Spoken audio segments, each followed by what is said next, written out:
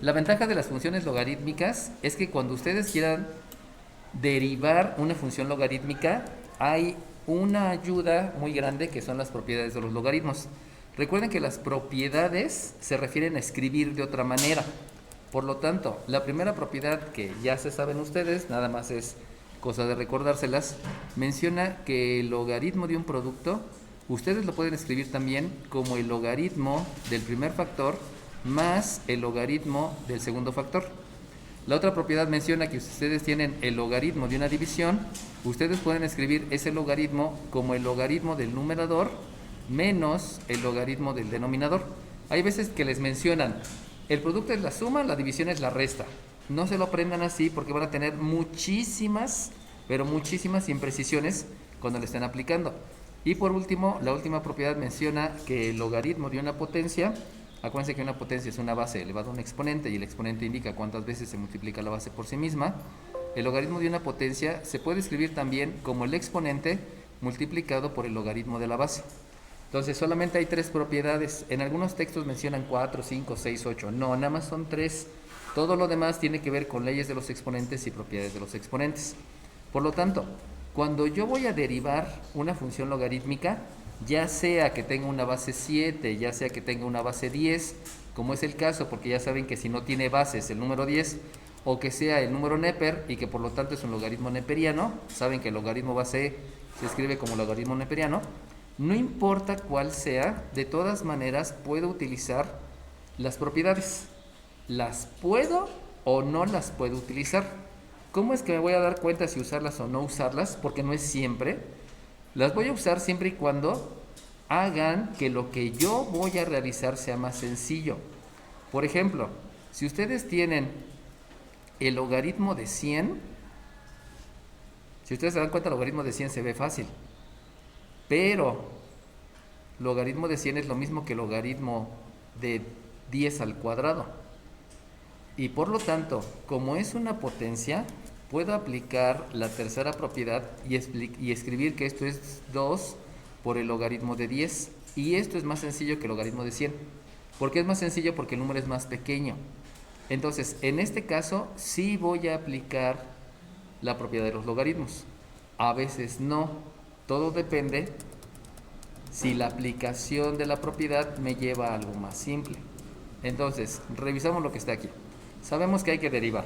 Sabemos también que los estándares para que tú expreses los resultados es que no debe de haber exponentes negativos, no debe de haber exponentes que sean fracciones impropias, no debe de haber raíces en el denominador, debe de estar racionalizado el radicando, debe de estar factorizado todo el resultado, deben de estar realizadas todas las operaciones y obviamente esto de propiedades de los logaritmos la voy a hacer siempre y cuando me lleve un resultado más simple.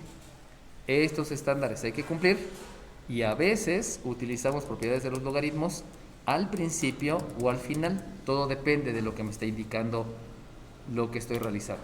Por lo tanto, como eso está muy feo, ¿por qué está muy feo? Pues porque hay raíces, porque hay potencias y porque hay divisiones.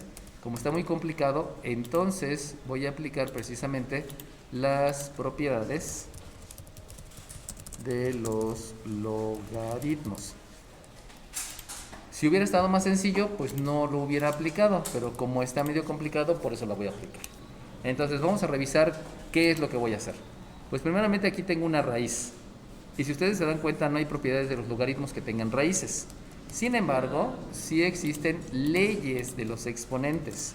Y las leyes de los exponentes me van a permitir que yo pueda expresar esa raíz de otra manera. Si ustedes se acuerdan, la ley menciona que si ustedes tienen una potencia y le calculan la raíz enésima, eso se calcula como una potencia elevado al exponente dividido entre el índice de la raíz. Por lo tanto, una raíz yo la puedo escribir a través de una potencia. Y si tengo una potencia, entonces ya puedo aplicar el logaritmo de la potencia. Por lo cual, también me debo de dar cuenta que aquí hay una división y tengo una raíz. Eso implica que además de eso, también tenemos que aplicar las propiedades de los exponentes. Y la propiedad de los exponentes precisamente menciona que si yo tengo una raíz, lo que voy a hacer, déjense las escribo, si yo tengo aquí, si yo tengo una división y le calculo una raíz, debido a las propiedades puedo calcular la raíz del numerador y calcular la raíz del denominador. Entonces voy a, primeramente, esta raíz la voy a escribir como dos raíces. Como son dos raíces, la raíz de arriba voy a aplicar la ley. A la raíz de abajo también le voy a aplicar la ley. Y entonces me va a quedar el logaritmo de una división. Pero ese logaritmo de la división va a ser la división de una potencia y de otra potencia. Eso implica entonces que voy a aplicar el logaritmo de una división, que es el logaritmo del numerador menos el logaritmo del denominador, pero tanto en el numerador como en el denominador tengo potencias, por lo tanto voy a aplicar la otra propiedad. Como voy a aplicar propiedades, solamente escribo nuevamente f de x, porque no estoy derivando, y entonces ahora sí ya puedo decir que es el logaritmo del numerador, y el numerador es un 3x más 2 elevado a un exponente que es S5, pero también le tengo que sacar la raíz cuadrada. Por lo tanto, el exponente es 5 medios. Y este exponente que es 5 medios, en lugar de escribirlo como exponente, lo voy a escribir como factor, porque eso me lo permite la propiedad de los logaritmos. Lo escribo como factor y ya la hice. Y entonces, esto que tenía aquí todo feo con raíces, queda más sencillo, porque solamente es un producto de un logaritmo que es más fácil. Esa es la razón por la cual se aplican las propiedades de los logaritmos. Es la gran ventaja que tengo en la derivación cuando son funciones logarítmicas.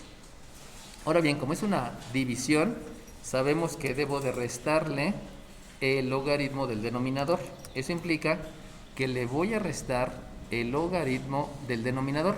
Y sabemos que el denominador es 7 menos x cuarta. Pero este está elevado a un exponente. Acuérdense que el 4 es solamente exponente de la x, pero el exponente de todo el denominador es 1. Por lo tanto, como aquí tengo un índice de la raíz que es 2, resulta que el exponente que le debo de escribir aquí es 1/2, pero ese exponente, aplicando la propiedad de los logaritmos, lo voy a escribir multiplicando todo el logaritmo. Eso lo aprendieron en Mate 2, solamente se lo estoy recordando, y si no lo sabían, pues ya lo saben, ¿no? Y aquí la situación es que eso ya es mucho más fácil de realizar. ¿Por qué es más fácil de realizar? Pues porque resulta que yo tengo que derivar. Si acaso aquí me faltó escribir desde arriba que habían que derivar, ¿no? Eso me faltó. Hay que derivar. Y si yo voy a derivar, esto es muy complicado de derivar porque tiene muchas operaciones. Esta es más sencilla porque si se dan cuenta, la única operación que hay es una multiplicación, que es la constante por la función. Y acá no, porque acá tenían división, potencia y raíz, es más complicado. Entonces, ahora sí, con esa aplicación de las propiedades, ya voy a derivar. Y para derivar, pues sabemos que debemos de utilizar las fórmulas de derivación. ¿Cuáles son esas fórmulas? Se las escribo aquí. Yo sé que la derivada con respecto a la variable independiente de una constante por una función es la constante, es